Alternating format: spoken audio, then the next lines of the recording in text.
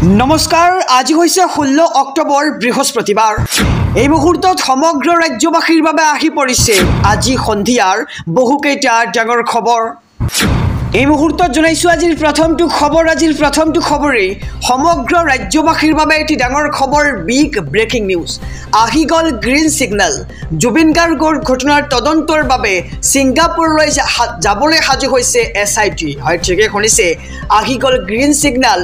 জুবিন গাৰ্গৰ ঘটনাৰ তদন্তৰ বাবে সিংগাপুৰ যাবলৈ সাজু হৈছে এছআইটি আৰু এক্স হেণ্ডেল যোগে জনালে ৰাজ্যৰ মুখ্যমন্ত্ৰী ডক্টৰ হিমন্ত বিশ্ব শৰ্মাই এই মুহূৰ্তৰ খবৰ জনাইছো সমগ্ৰ ৰাজ্যবাসীক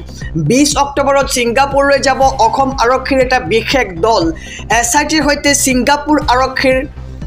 আৰক্ষীৰ হ'ব এক বিশেষ বৈঠক আৰু 21 অক্টোবৰত সিংগাপুৰত এছআইটিৰ সৈতে সিংগাপুৰ আৰক্ষীৰ বৈঠক এছআইটিৰ মুৰব্বী মুন্না প্ৰসাদ গুপ্তাৰ নেতৃত্বত সিংগাপুৰলৈ যাব অসম আৰক্ষীৰ এটা বিশেষ দল আৰু জুবিন গাৰ্গৰ মৃত্যুৰ তদন্তৰ সন্দৰ্ভত সিংগাপুৰলৈ যাব এছআইটি অসমৰ মুখ্যমন্ত্ৰী ডক্টৰ হিমন্ত বিশ্ব শৰ্মাৰ বৈঠকৰ পিছতে সিংগাপুৰ চৰকাৰে এছআইটিক সিংগাপুৰ যোৱাৰ বাবে দিয়ে অনুমতি আৰু বুধবাৰে বৈদেশিক পৰিক্ৰমা মন্ত্ৰী এছ জয়শংকৰ আৰু সিংগাপুৰ উচ্চায়ুক্তৰ হৈছিল বৈঠক আৰু উচ্চায়ুক্তৰ সৈতে অসমৰ মুখ্যমন্ত্ৰীৰ বৈঠকৰ পাছতেই সিংগাপুৰ চৰকাৰে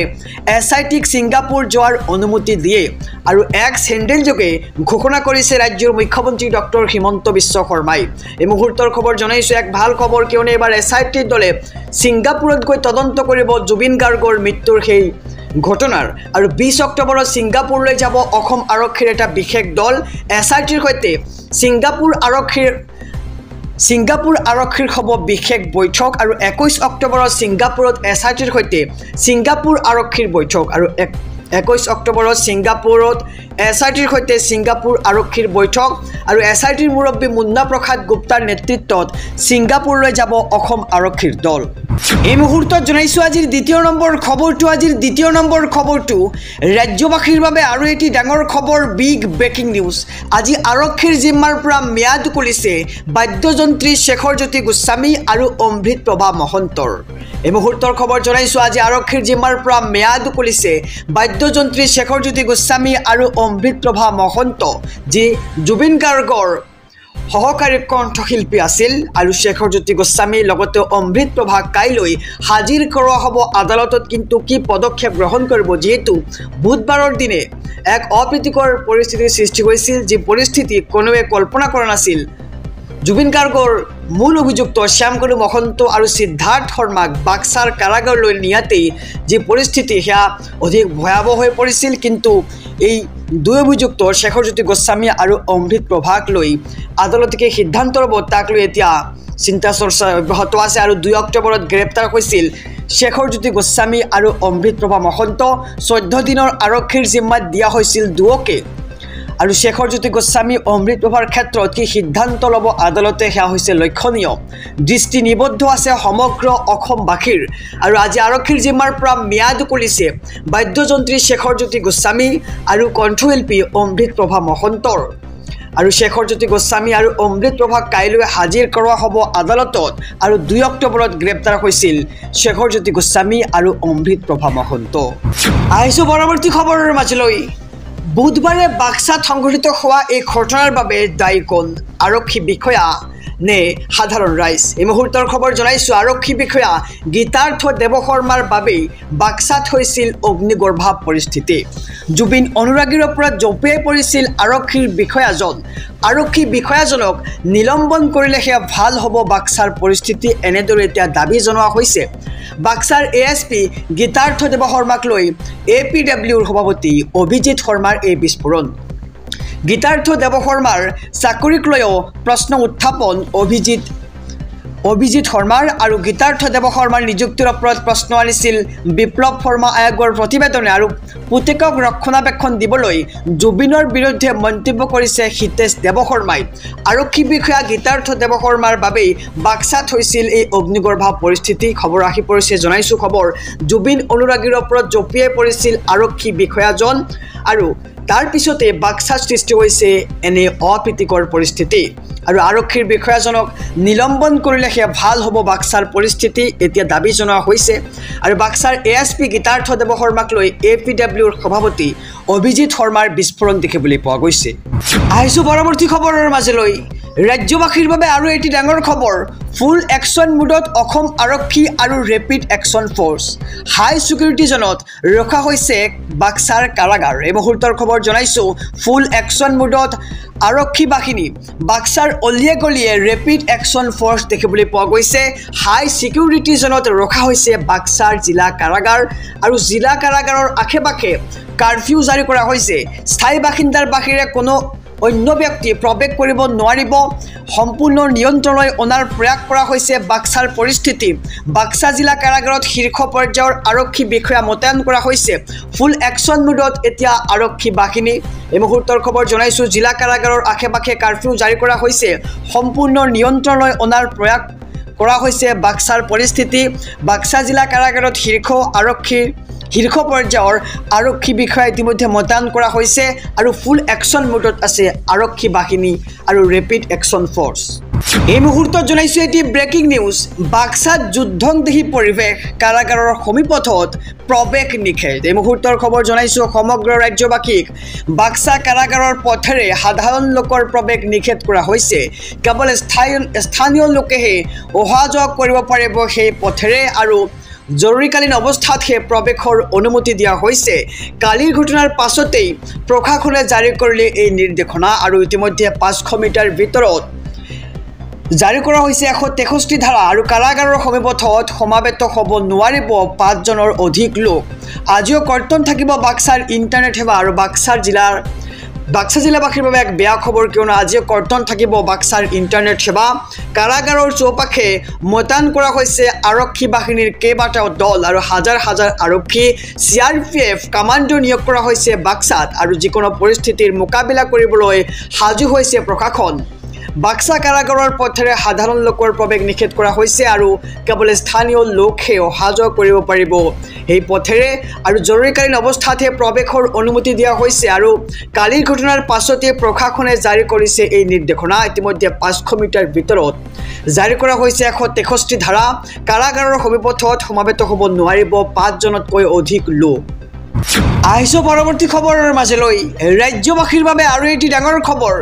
ৰাজ্যৰ আইন শৃংখলাৰ প্ৰতি লক্ষ্য ৰাখি আৰক্ষীৰ ছুটি বাতিল কৰা হৈছে এই মুহূৰ্তৰ খবৰ জনাইছোঁ এটি ডাঙৰ খবৰ পূৰ্বতে অনুমোদিত ছুটি বাতিল কৰিছে অসম আৰক্ষীৰ কেজুৱেল লিভ ষ্টেচন লিভ বাতিলৰ নিৰ্দেশনা জাৰি কৰা হৈছে ডিজিপিৰ নিৰ্দেশক্ৰমে জাৰি কৰা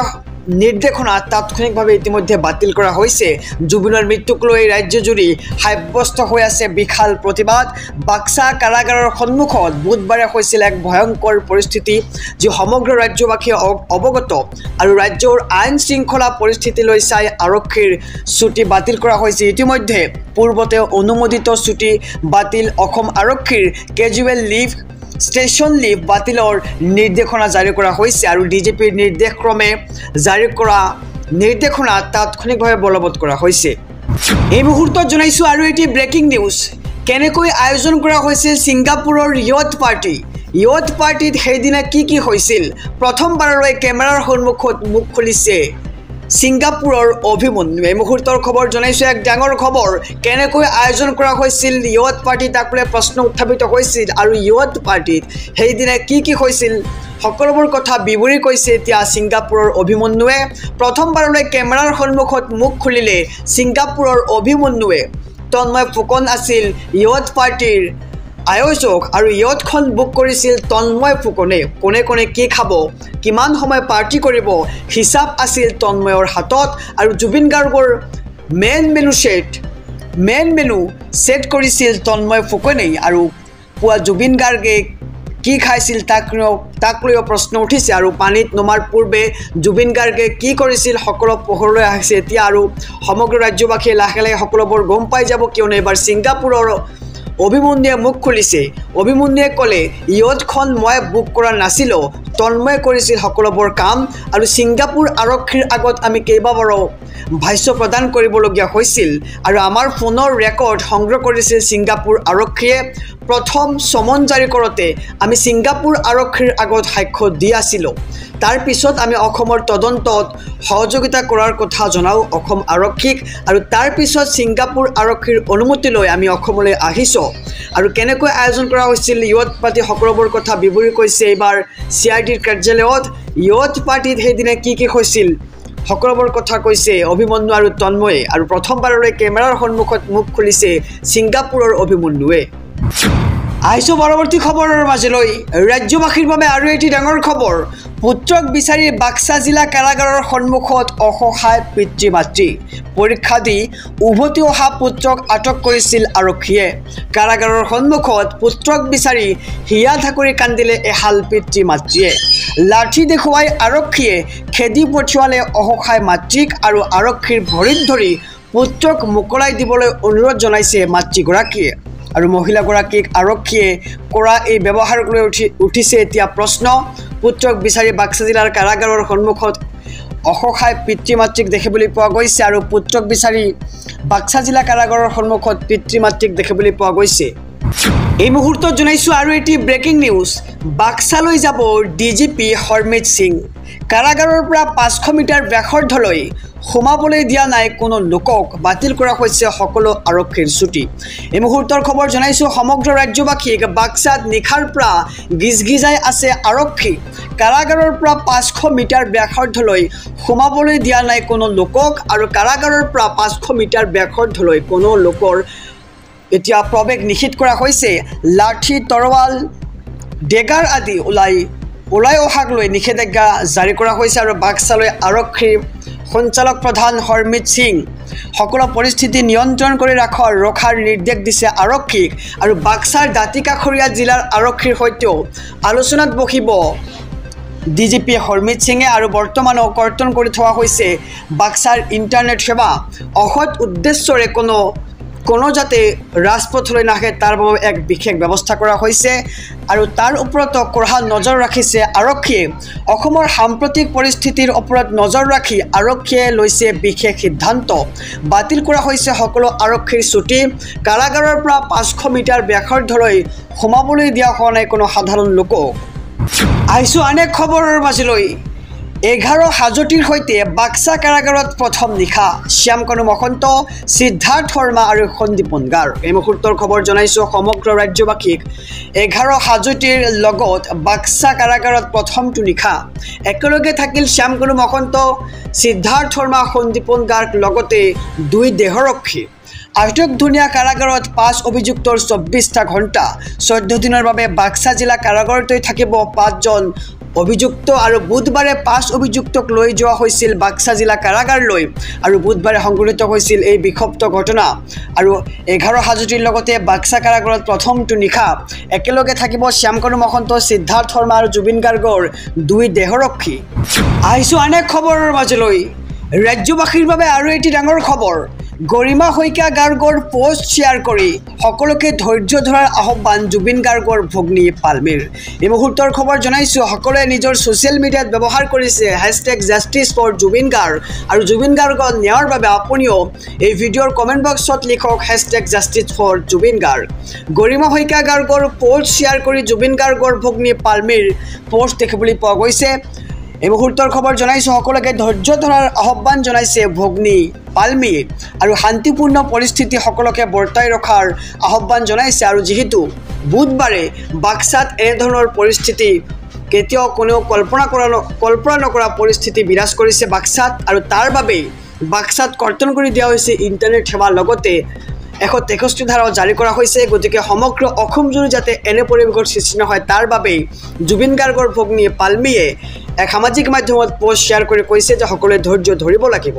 গৰিমা শইকীয়া গাৰ্গেও ৰাজ্যবাসীলৈ জনাইছিল বিশেষ আহ্বান মই কেৱল মোৰ স্বামীক হেৰুৱা নাই প্ৰতিঘৰ অসমীয়াই নিজৰ এজন পুত্ৰ ভাতৃ বন্ধু আৰু